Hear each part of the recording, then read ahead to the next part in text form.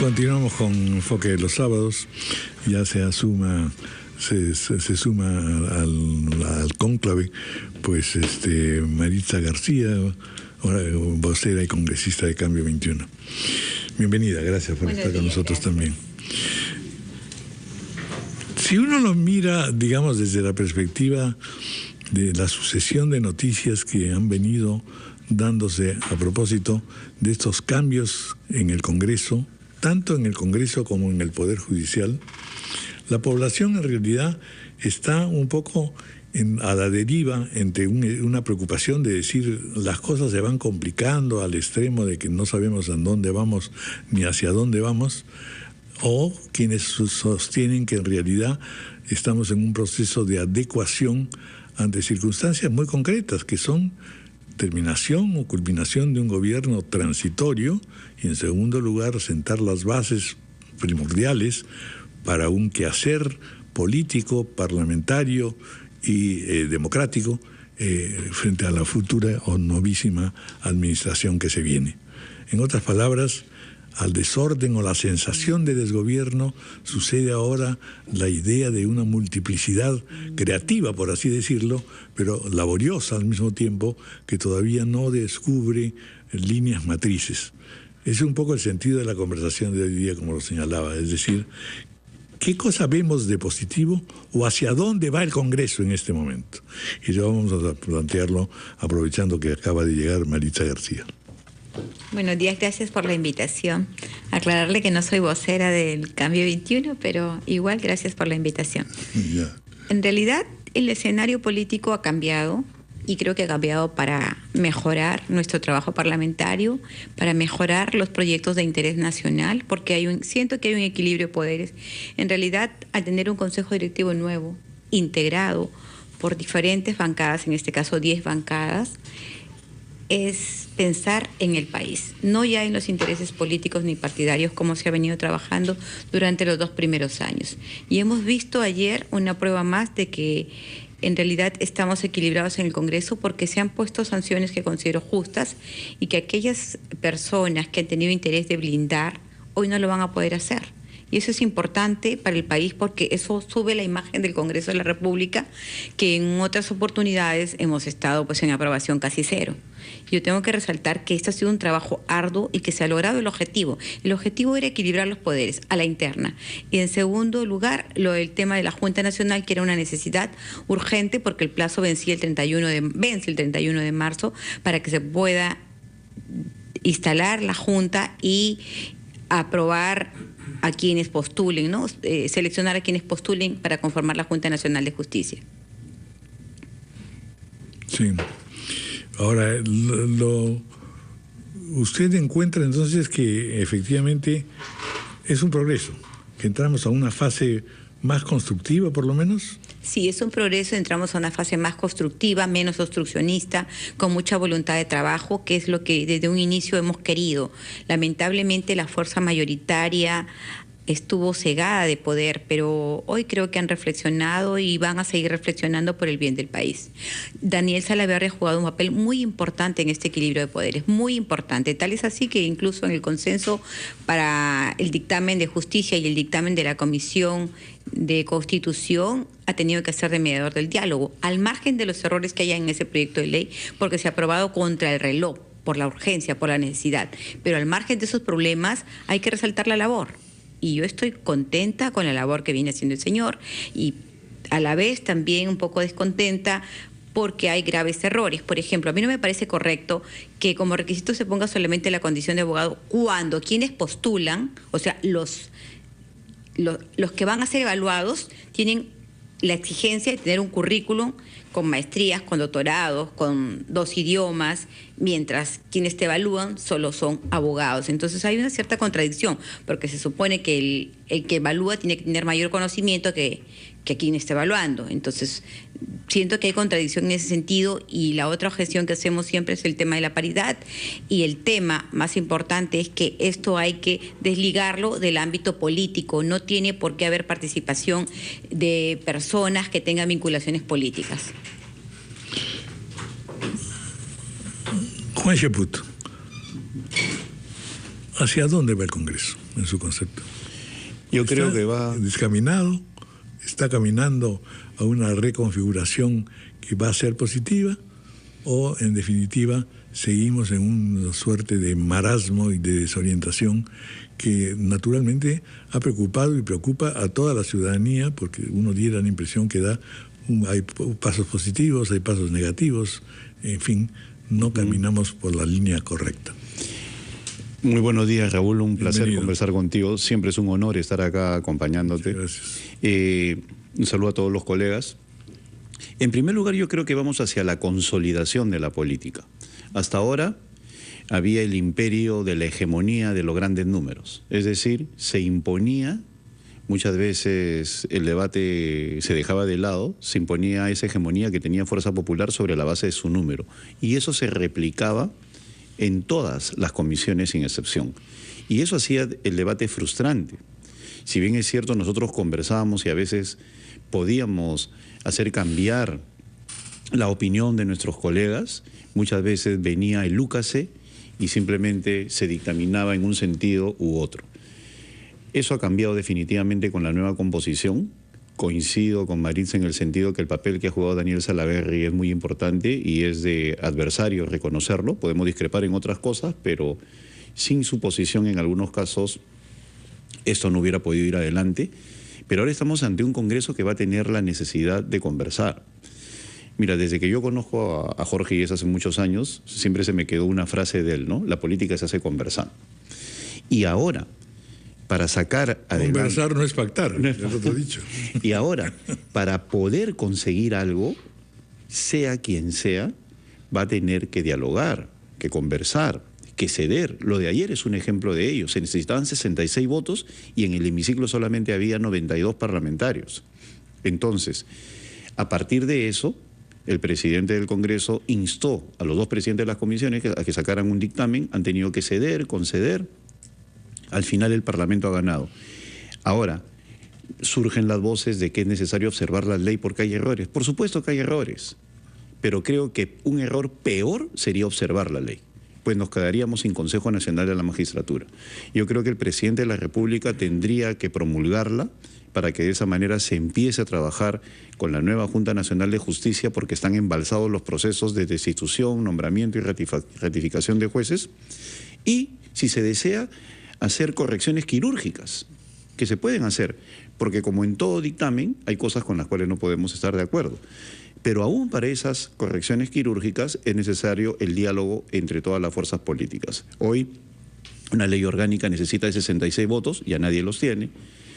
Para elegir a los magistrados del Tribunal Constitucional necesitamos 87 votos, va a ser más complejo aún, vamos a tener que conversar, y yo creo por eso que es el gran momento de la política.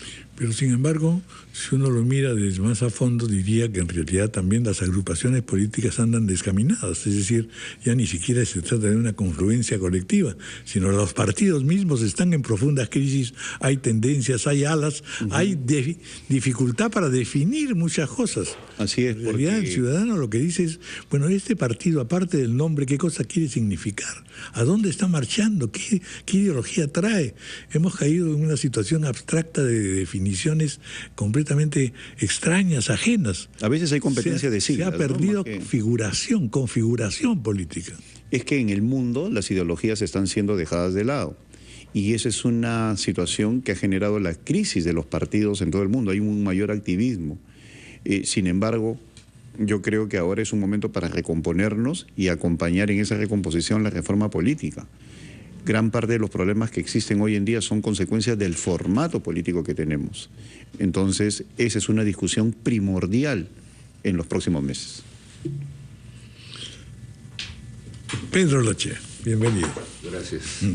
Mi querido, un gusto estar siempre con ustedes y acompañado por colegas que estimo tanto. Y que están todos en muy buenas posiciones. Dependiendo, sentados acá estamos en muy buena posición. ¿Cómo es el panorama? Mira, yo comparto... Sobre todo me insisto en lo preocupante del panorama. Sí, mira, parte, como te explico, han habido muchas crisis que han generado la explosión que hoy día tenemos al frente de partidos. Yo creo que poco a poco vamos a ir entrando y juntándonos en visiones de país y qué cosa es lo que creemos ver. Tú tienes que la mayoría de las bancadas han sido decisión de sucesivas crisis del partido mayoritario. Entonces acá lo que tú tienes que ahora va a tener que decantarse en el momento y comenzar a pensarse, y yo creo que muchas de estas agrupaciones van a terminar uniéndose si encuentran propósito que los lleve en el mismo camino. Y, digamos, terminen uniéndose con un criterio profundo, digamos, porque No, si no serían enlaces de mera conveniencia. No, yo creo que acá, fíjate, yo que soy, digamos, con el grupo de los 5 que hemos entrado al final, a la cola, hemos estado a punto de no hacer nada. Y ha sido conversando entre nosotros que surgió esta decisión de hacer bancada, porque casi no la hacemos. Y comenzamos a conversar sobre esto que... Un libro muy interesante que habla al respecto es el de la doctora McEvoy, ¿no? La utopía republicana. ¿Qué cosa es la república? ¿De dónde venimos? ¿Por qué es que tenemos que ser república? Entonces esto nos ha llevado a muchas preguntas y que tenemos que comenzar a actuar y comenzar a plantearnos un camino hacia dónde tenemos que ir. Y uno de los temas que también nosotros queremos como grupo es algo que se está comenzando a dar y tú lo estás sintiendo, terminar la confrontación. La confrontación no tiene sentido seguirla. Hay tantos problemas en el país que tenemos que comenzar a buscar un camino, así como el APRA diseñó el suyo, y sobre una lógica, sobre una visión país, salir adelante. Ahí la crítica que tú soslayas es totalmente pertinente, porque muchos han sido partidos con agrupaciones con invitados.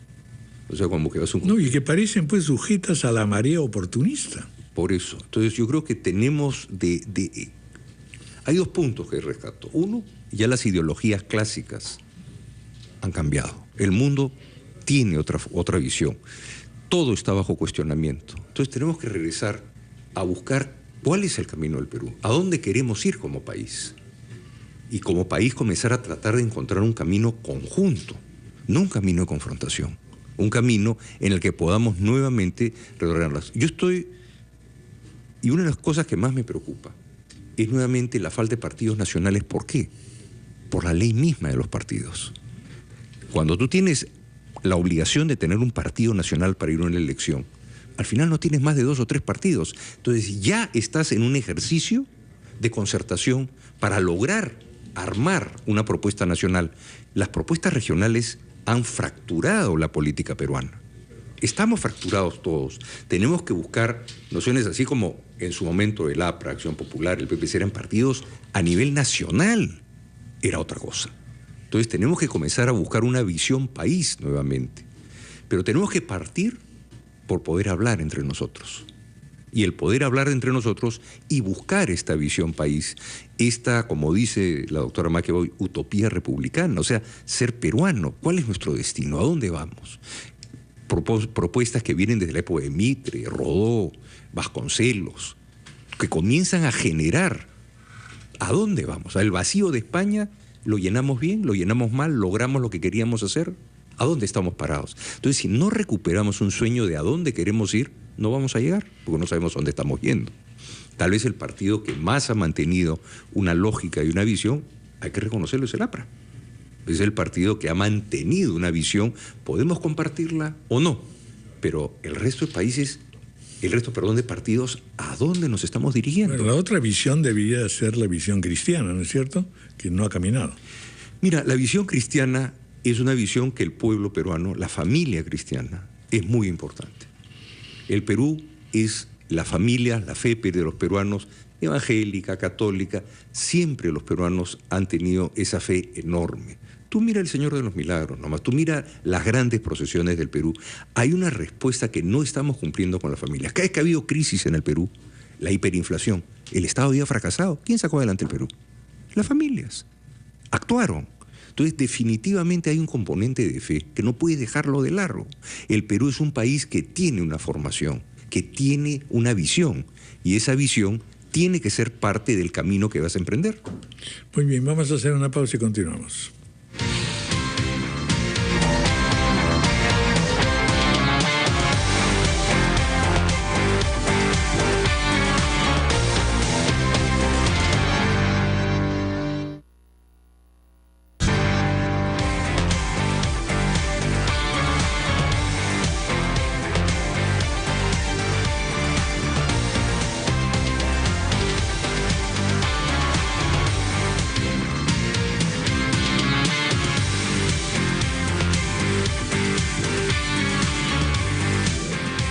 Continuamos con Enfoque de los Sábados y es el turno ahora de don Jorge del Castillo. Bienvenido.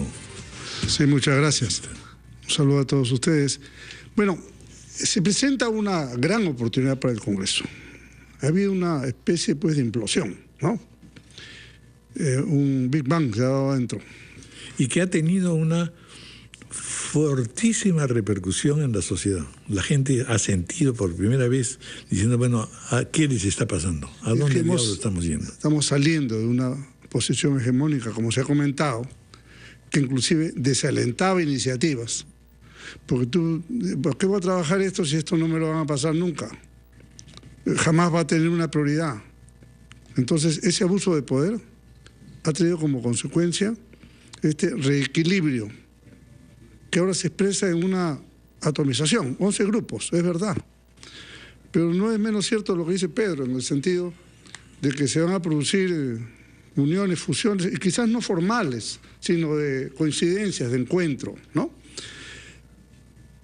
Juan ha dicho también otra verdad, esto obliga a conversar, a pactar, ¿no? A tomar acuerdos, a hacer política en el fondo. O sea, creo que se presenta una oportunidad de que la política de verdad regrese al Congreso. Ojalá lo haga. Y cuando digo la política de verdad, la quiero entender como el arte de lo viable, de lo conversable, de lo tratable, de lo transigible, ¿no? Por ejemplo, el arte de la aproximación, saber lo que siente y piensa la gente. Así es, y la conversación y sentir en la piel lo que quiere la gente de la calle también, que es un insumo para la toma de decisiones. Y la prueba ha sido ayer cómo se tuvo que ir a una votación trunca un día y al día siguiente o a los 2 días entramos y en una solución. Si es que yo lo veo esto como el retorno, vamos a decir, una opción, todavía no está, una opción de retorno de una mejor política al Congreso de la República, que tiene que tener 2 ingredientes, Raúl. Primero, lo que hoy día podría ser un grupo mayoritario, que tampoco no lo es nítidamente, son diferencias muy cortas, pero no se puede tomar de ninguna manera una actitud de que ahora te voy a pagar con la misma moneda, porque eso sería el más grave error que podría cometer una presunta nueva mayoría. O sea, si el fujimorismo se portó así, nosotros no nos vamos a portar igual. Creo que hay que, más bien, demostrar que la democracia está por encima de esas cosas. Y segundo, que me parece una consecuencia que ojalá se dé, es que el gobierno central también dé una vuelta de tuerca en esta actitud. Y que entienda que si el Congreso da un giro, no es para aprovecharse oportunistamente de una situación, sino es para entablar mejores niveles de diálogo ejecutivo-legislativo. Ojalá no quede en saco roto estas reflexiones que estamos haciendo todos para poder hacer un mejor gobierno. Porque el buen gobierno que sea ahora va a depender del gobierno futuro. Una frustración hoy puede traer, sabe Dios, lo más incierto del mundo, el 2021, que sería una desgracia para el país. Entonces, bueno, yo abrigo esa esperanza. Obviamente los partidos tenemos que hacer lo nuestro. El APRA está en ese camino, bueno, y espero que lo logremos. Se aduce que estamos en una época en que los partidos tienden a desaparecer, o en fin, su existencia es muy difícil. ¿Cómo se puede hacer? Y lo curioso, además, que pese a eso, se ha mencionado como el APRA, que un ejemplo de que, en fin, mantiene unidad, por lo menos de criterio en algunas cosas, ¿no es cierto? Es decir, en otras palabras, la formulación de políticas y de cuerpos o de grupos o de asociaciones políticas también tiene que conocer otras modalidades. Ya entra ahí desde lo digital hasta, en fin, todo este tremendo desfile de opiniones que son todas reflejo de la necesidad enorme de sentarse a trabajar con la base, de escuchar a la base mañana, tarde y noche. Sí. Es decir, es impresionante, en realidad lo que uno ve viendo, digamos, todos los mensajes en computación es una cosa que dice, pero Dios mío, realmente... Por supuesto hay cosas descabelladas, pero hay unas ideas que son completamente gráficas y nos dicen qué es lo que está pasando. En otras palabras, modernidad, actualidad, capacidad de darse cuenta que en realidad, más que partidos políticos, lo que se necesita es aproximarse a tendencias que están refiriéndose, que están produciéndose en la sociedad, independientemente de los partidos. Ya, pero en defensa de los partidos tengo que decir lo siguiente. Los partidos políticos son los que permiten tener una visión holística del Perú. Los grupos fraccionados, llámese sindicatos, el Frente de Defensa de los allá o los inquilinos de Piñonate, cada uno tiene su visión propia, completamente sesgada a su interés directo. El partido político tiene el deber, ¿no?, de tener una visión global del Perú. ¿Qué piensa el partido X respecto a la agricultura, la inversión extranjera, la industrialización, la pesca, la política exterior? Esa es la diferencia entre un partido nacional y otros partidos que pueden estar en proceso o movimientos regionales. Pedro critica con razón esta atomización hecha a nivel de regionalización. Entonces, suena muy bien, claro, es muy democrático. Todo el mundo que levante la mano y pida la palabra. Pero en ese manemango nadie se entiende. Absolutamente nadie se entiende. Y si eso lo acompañas de elementos de corrupción, es gravísimo. Entonces, yo creo que hay que más bien impulsar. El partido tiene el deber de tener, como se dice, una visión de Estado y trascender a esa visión. No quedarse solamente en la política menuda del día a día, que es parte de la jugada de todos los días, sin duda. Pero si tú no tienes objetivos nacionales e inclusive internacionales, pues no sabes tu hoja de ruta, ¿no? Esa es la diferencia. Bueno, el tiempo nos gana, entonces solamente me instan a que les pregunte específicamente qué destino le dan ustedes a la Junta Nacional de la Magistratura, al Consejo Nacional de la Magistratura. Bueno, en mi opinión, Marisa García necesita con carácter de urgencia varias modificaciones, pero al margen de eso, como lo dijo Juan Cheput, el tiempo nos gana, tienen que empezar a trabajar. Hoy tienen el privilegio de poder elegir sin estar debidamente reglamentada la Junta Nacional de Justicia, porque hay ciertos vacíos, como le dije anteriormente. No me parece lógico que quienes postulan para la Junta Nacional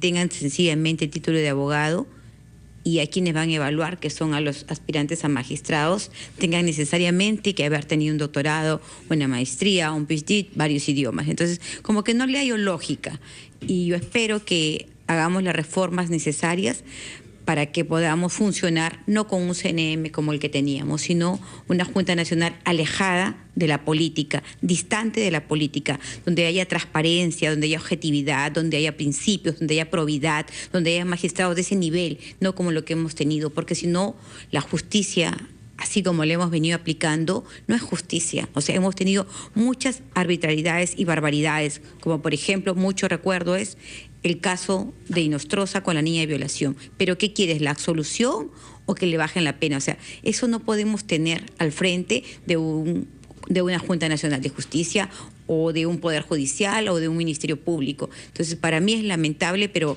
el reloj nos ganaba, la hora nos ganó, y creo que eso ha sido la prioridad por la cual el día de ayer, sin mayores reclamos, se ha aprobado esta Junta Nacional de Justicia. Juan Cheput. Hay que ver todo esto con un sentido positivo. Yo creo que el peor error es que se ve el vaso medio vacío en lugar del vaso medio lleno. Y señalo esto, don Raúl, porque el día de ayer, horas después del debate, ya habían grupos de abogados que decían que esto estaba mal, que no servía para nada, etcétera, etcétera. Con todo el respeto que se merecen ellos, yo les diría que en una circunstancia como esta, de presión del Ejecutivo y de necesidad pública, porque si no hay Consejo Nacional de la Magistratura es porque hubo una gran crisis de corrupción, eso tenemos que recordarlo, y el Congreso destituyó a todos los miembros del Consejo. Hemos sacado un producto como consecuencia del diálogo político. Que existen vacíos y errores, los hay. Pero insisto, si el presidente no promulga, sería un gravísimo error. El gobierno siempre tiene la posibilidad, y los propios parlamentarios, de hacer correcciones al texto que son menores. Hay un tema de paridad que puede discutirse, hay un tema de militancia política que puede derogarse, puede, ¿no? que en cierta medida hay una discrepancia entre la licencia al partido político y lo que dice la ley de la Corte Suprema de Justicia. Es decir, hay algunas cuestiones que pueden llamar a debate, pero lo peor sería no promulgarlo. Nosotros necesitamos que a partir de la promulgación del señor presidente se empiece a trabajar con la Junta Nacional de Justicia y luego entrar en el mundo de las correcciones quirúrgicas. Y para eso los partidos están preparando una agenda de reformas que presentaremos en algún momento, pues yo creo que el Congreso también tiene la oportunidad no solo de convertirse en la conciencia crítica del Ejecutivo, sino también de plantear reformas alternas. Y como bien señalaba Jorge, tiene que haber un cambio de actitud en el Poder Ejecutivo también. Lo más fácil en política, don Raúl, es pelearse. Es facilísimo. Lo más fácil todavía es insultarse. Insultarse, así es un estadio superior, ¿no? Inferior. Entonces, creo yo que lo político, lo que corresponde ahora es dialogar en torno a una agenda legislativa que recoja los planteamientos del Ejecutivo y de los propios partidos, y esa es una brillante oportunidad para que el Perú empiece a dibujarse mejor de cara al Bicentenario. Y en relación a lo señalado de las tendencias, en el foro del Bicentenario de RPP se mencionaba eso, lo difícil que es hacer política hoy en día con todo este mundo del informático, ¿no? De la participación activa de la sociedad. Bueno, los partidos también tienen que repensarse. Y cuando yo veo que se está planteando una reforma política de la edad industrial sin tomar en cuenta todos estos nuevos mecanismos, pues de repente podemos entrar en más de lo mismo. Así que creo yo que el Parlamento va a tener que plantear sus propias alternativas de cara a lo que significa un real sistema de partidos políticos en el Perú. Hacemos una pausa.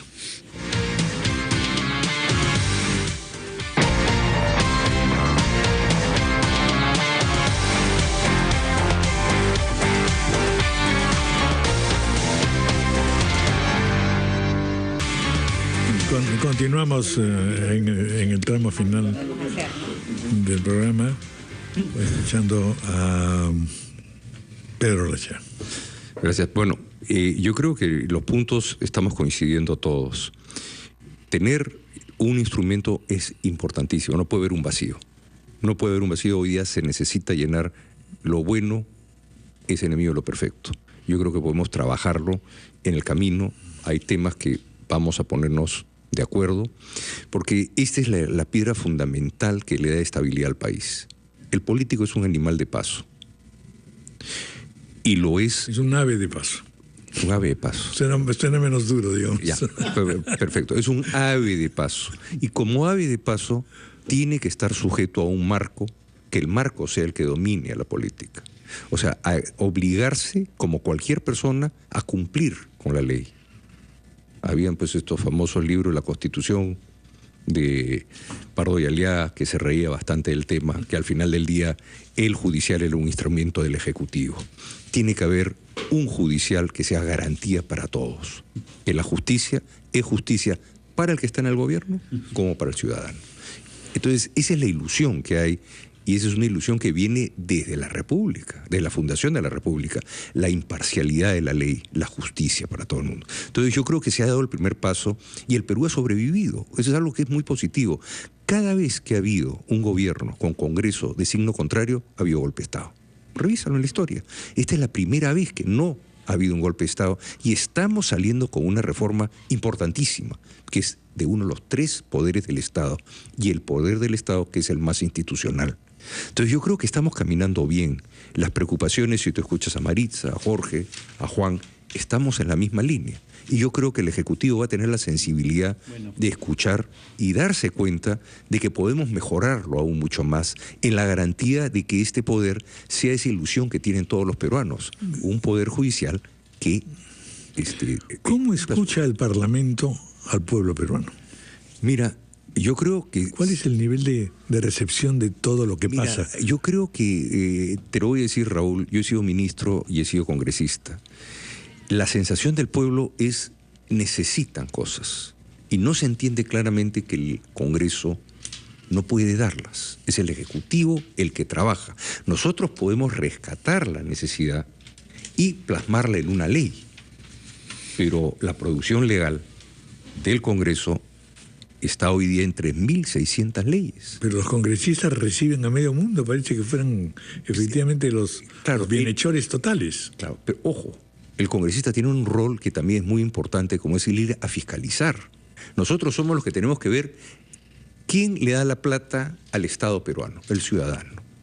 Nos da la plata y nosotros la tenemos.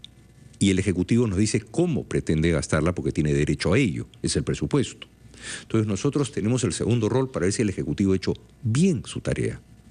O sea, la labor del parlamentario, a la vez que está en el Congreso dando los marcos de corrección para que el Ejecutivo pueda trabajar mejor, o los errores que ha habido corregirlos, como es en este caso, pero también tenemos que ver la correcta aplicación de los dineros. Es una tarea muy, muy importante que el congresista, que a veces la población, como no cumple el Ejecutivo, busca al Legislativo para lo que no le es propio. Y hay una confusión de roles. Pero yo creo que ahí hay una tarea pendiente: legislar menos, fiscalizar más. Yo creo que ahí tenemos que trabajar un poco más y eso va a ser interesante. Jorge del Castillo. Bueno, vamos, permíteme esquematizar un poco la idea para que la gente entienda, porque también ya hay una confusión en el asunto, ¿no? Hay una comisión especial. La preside el Defensor del Pueblo, la integra el presidente del Tribunal Constitucional, la fiscal de la Nación, el Contralor y ¿quién más? El presidente del Tribunal Constitucional, más 2 integrantes que se van a sumar, ¿no? Estas 7 personas hacen un concurso público para designar a la Junta Nacional de Justicia. O sea, la comisión es temporal, termine su nombramiento y hay Junta de Justicia. Aquí lo que hay que hacer es que invocar, y confiamos, por la seriedad y el nivel de estas personas, que van a ser una junta de nivel, ¿no? Más allá de los requisitos, si es abogado, tiene una maestría, o tenga otros títulos, lo importante es que sea gente que tenga primero un prestigio profesional, que tenga una honestidad comprobada, que no se resuelve, Raúl, abriéndole las cuentas bancarias. Son francamente tonterías, como si no hubiera 1000 métodos para evadir las cosas, ¿no es cierto? ¿Cómo le van a levantar a esta gente el secreto telefónico y el secreto bancario cuando postula o durante todos los años que está en el cargo? Es una tontería, ¿te das cuenta? Hoy día hay pues métodos de comunicación cibernéticos que no son detectables y otros mecanismos. Están muy bien los controles, pero tú no puedes poner tal nivel de controles o tal calidad de controles que en lugar de atraer, ahuyentas a la gente. Don Raúl Vargas, queremos invitarlo a usted que sea miembro de la Junta Nacional de Justicia, pero tiene que usted abrir su secreto bancario, mostrar todas sus llamadas telefónicas a todo el mundo. No, gracias, dice, déjenme vivir tranquilo, ¿no es cierto? Entonces, está pidiendo cuerpo celeste. Hecho la Junta Nacional de Justicia, ya va al concurso de seleccionar jueces y fiscales. Y seleccionar, sancionar, en fin, una serie de otras medidas que hay. Lo importante en el fondo, porque acá veo una encuesta en este diario, dice, ¿usted cree que la Junta va a tener éxito? 78% dice que no. Entonces, realmente, ¿por qué el escepticismo? Hay que poner una máxima en este asunto. La pregunta es así, o el dicho es así. Para ser juez, tienes que ser honrado y honesto. Si sabes algo de derecho, mejor. Ese es un viejo dicho en el foro, ¿no es cierto? O sea, no es tan importante el conocimiento. Más importante es el sentido común y la decencia. Eso es lo trascendente. Si nosotros logramos llegar a ese nivel de jueces, habremos hecho mucho. Nosotros no queremos, pueden haber jueces brillantísimos, lo han demostrado, pero son corruptísimos. O jueces y fiscales muy buenos, pero pueden tener, problemas de resentimiento social, problemas mentales. O sea, es una observación global que hay que hacer la persona. No solamente es un examen de conocimientos, eso ya está probado que eso fracasó. Tiene que ser una apreciación, una evaluación integral de la persona para encontrar personas íntegras.